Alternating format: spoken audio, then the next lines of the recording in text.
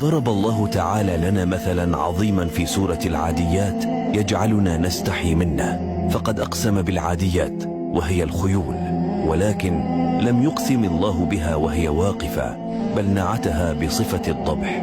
والضبح هو صوت أنفاس الخيول عندما يحترق صدرها من شدة الركض، فقال تعالى: والعاديات ضبحا. وبصفة أخرى فقال: فالموريات قدحا، وهي الشرارة التي تلمع نتيجة لاحتكاك حوافرها مع الأرض وهي تركض بسرعة شديدة، فنار تحرق صدورها ونار تحرق أقدامها، فالمغيرات صبحا.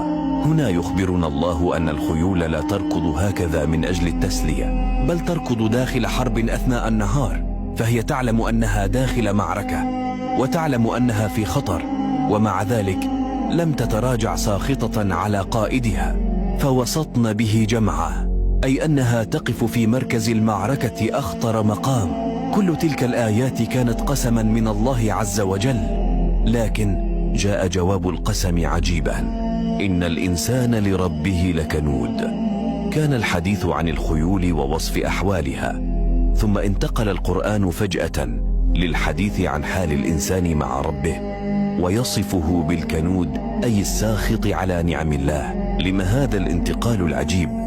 ذلك لأن الخيول تضحي بهذه التضحيات من أجل قائدها الذي يطعمها ويرعاها فقط، وهو لم يخلق لها السمع ولا البصر ولا أحد حوافرها، ومع ذلك فهي تظهر امتنانها له بالإقدام على الموت دون خوف.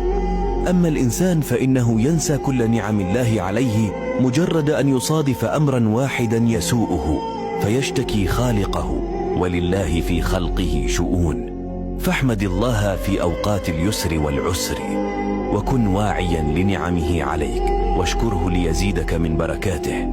إذا أنهيت مشاهدة هذا المقطع دع أثرا طيبا يرتبط بك، قم بالتسبيح والاستغفار والصلاة على النبي، وشارك هذا المحتوى لتنال أجر نشره.